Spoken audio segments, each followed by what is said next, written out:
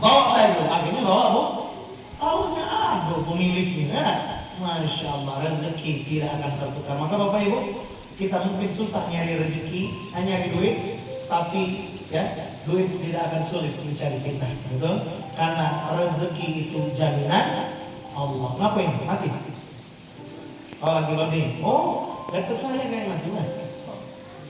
Iya, tapi udah masuk ini coba. Baik. Maka mudah-mudahan kita habis acara ini ya, Ustaz Wahyu dan asisten lain, bolehlah kita buat program melatih diri mabrur, ngasih makan apa gitu kan ya. Kapan-kapan nanti kita praktekin sedekah, infak berapapun, mudah-mudahan berkah. Ataupun Bapak Ibu mau buat program di rumah ya, ngasih makan beras lah minimal adalah sekarung 2 karung diantar ke panti asuhan. Lakukan apa yang bisa dilakukan dulu, betul? Bawa sekarung ya. Bismillah. Bapak Ibu, waktu saya masih punya motor ya, balik haji kan lumayan duit habis kan?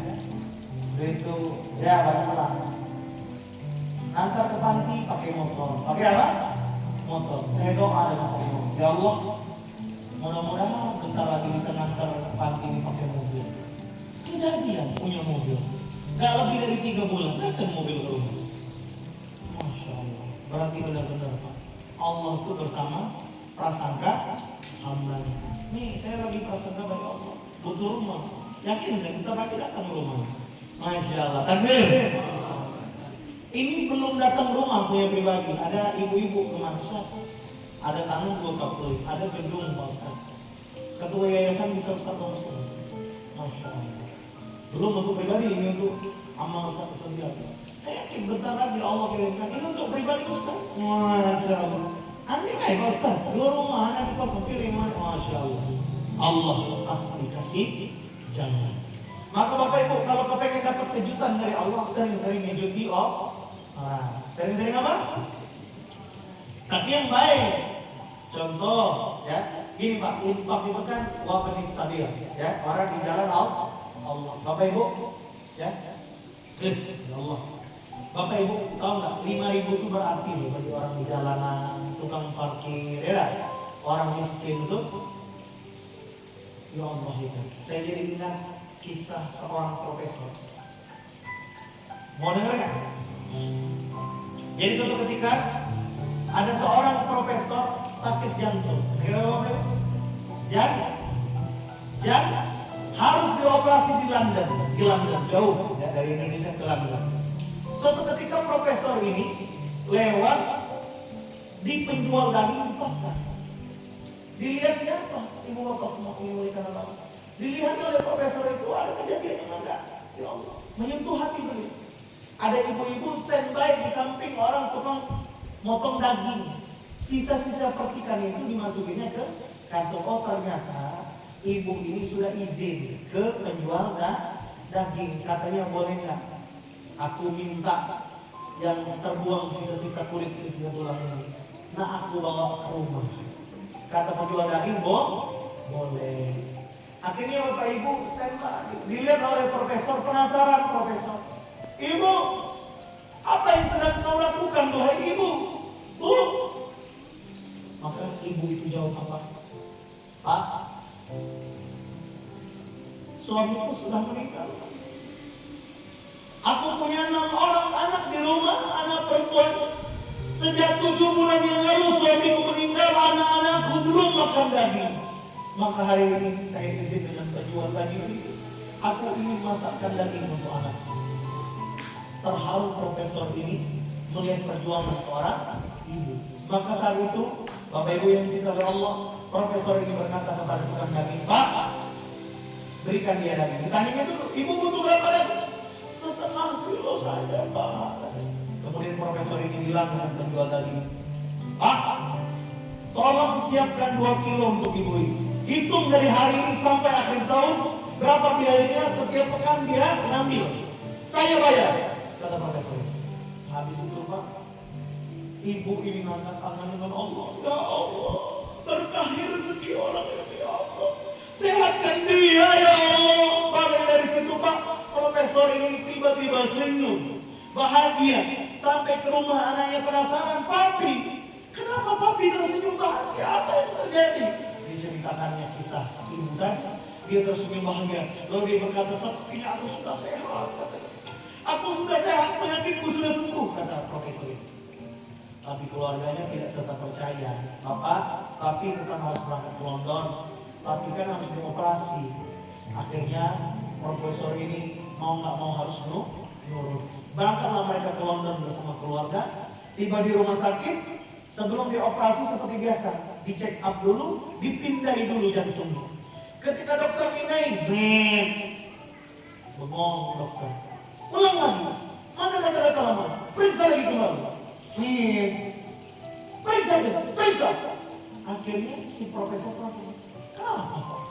Apa yang terjadi dengan saya? Dokter termenung. Harusnya kami bertanya dengan Bapak. Arteri yang kami temukan telah berfungsi dengan Bapak. Bapak tidak harus dioperasi, Bapak sehat. Kemudian dokter itu malah bertanya, apa yang dilakukan oleh engkau Pak sehingga keajaiban itu terjadi? Kemudian profesor itu menjawab, aku sejatinya tidak ada melakukan sesuatu yang hebat-hebat banget, tapi aku melakukan perdagangan dengan Allah. Dan terjadi keajaiban itu di profesor tersebut.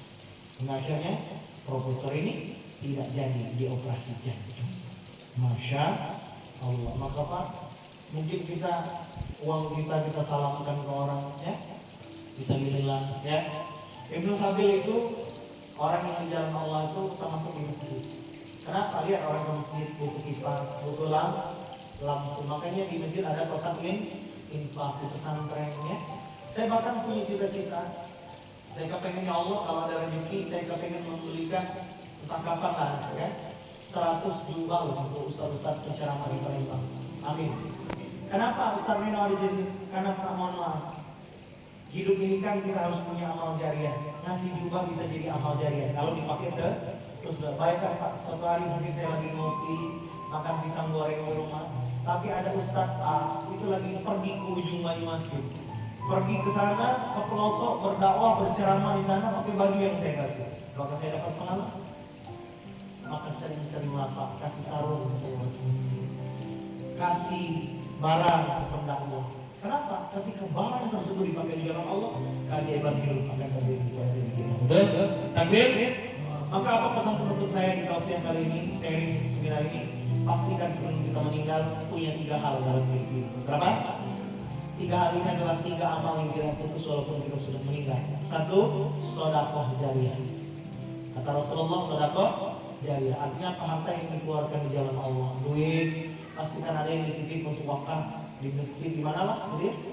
Yang kedua, ilmu bermanfaat. Makanya saya nulis buku Pak, saya nulis buku. Dan Bapak itu nggak mesti nulis buku, beli buku letakin di rumah, perpustakaan di rumah, ya. Ini kan baru buku mah, belum nih Pak, ya. Saya mau tanya di sini yang punya anak, kan? Yang punya anak. Tapi saya masih nggak tahu, masih ada nggak buku untuk anak? Masih ada ya? Ada buku Pak, ini Masya Allah. Bukunya kecil, sukses sebelum lulus sekolah, ya. Itu untuk anak-anak, supaya anak-anak kita mengenal Allah, tidak kecanduan HP, tidak nakal, tidak pacaran, ya. Ada lagi buku sukses kuliah kalau anaknya, itu tulisan saya. Ada buku indahnya hidup bersama dakwah. Ada buku lagi menjadi pribadi unggul. Ada semua di situ, ya. Nanti sambil keluar kalau mau nambah buku silakan sambil bayar, ya. Nah, artinya apa? Ilmu bermanfaat kita letakkan di rumah jadi amal nggak? Jadi amal nggak? Jadi amal jariah. Maka tidak akan pernah rugi. Betul? Beli buku tidak akan pernah. Tapi kalau orang pelit, hidup pelit, maka hitung-hitungan dengan diri sendiri. Betul? Akhirnya apa? Ketika mati kurang amal.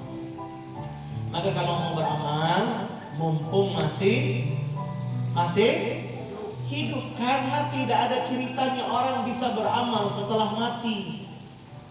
Adanya menikmati panen amal jariah.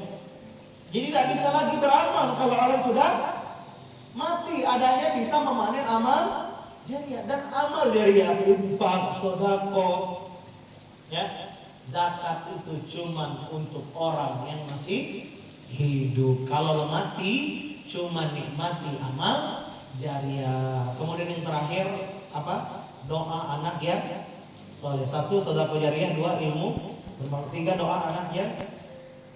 Maka saya doakan mudah-mudahan Bapak Ibu di sini punya anak 12.